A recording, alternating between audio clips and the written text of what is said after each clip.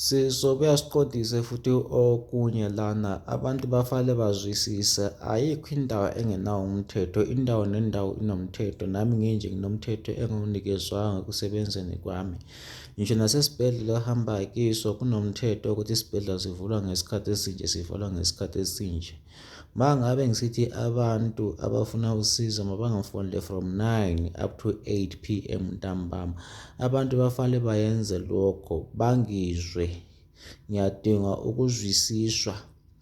Angifuni ukuthi ngabe mhlambe sekungathi abantu ngiyabaziba, kodwa abantu mababambe isikhathi ukuthi umuntu uqala ukufona ngo-9, njalo umuntu makafone kayi-1, umuntu makathumele umeseji oyiwodwa ukuze ngikwazi ukuthi uma ngabe ngiphendulani.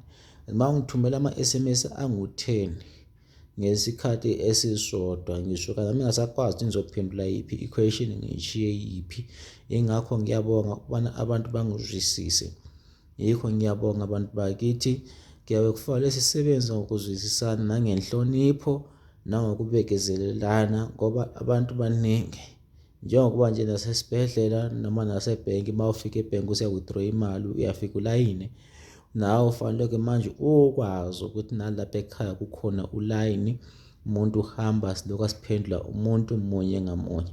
Nanginjalo futhi angisebenzi ngefoni ngaso sonke isikhathi. Ukuze umsebenzi wakho uhambe kufanele nayifoni ngiyibeke eceleni ngale, ngikwazi ukukhuluma namadlozi, ngikwazi ukwenza umsebenzi wakho ngiwuqede, ngibese ngidobhe ifoni ngikuphendule, ngiphinde futhi ngiyenze omunye ngidobhe ifoni ngimphendule mase ngiphethile njalo nanjalo.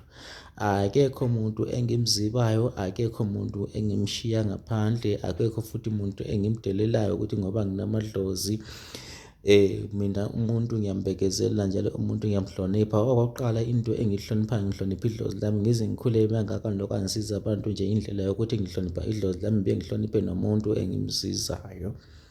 Ingakho-ke labana ebathi bona ngibavale ngaphandle endabeni zemali yebhenki, into ewu-2.5 ikhona abantu bakithi, 24 hours immediate effect ikhona nayo engu-4.5 bantu bakithi. Ngicela igama eli-straight elikhona ku-ID yakho, igama alinikezwa ngabazali bakho, igama obhalise ngalo ebhenki.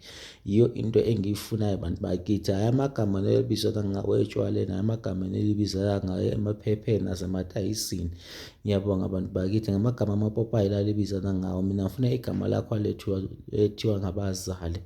Ngisithi abantu abaphile konke amagumbi amane omhlaba.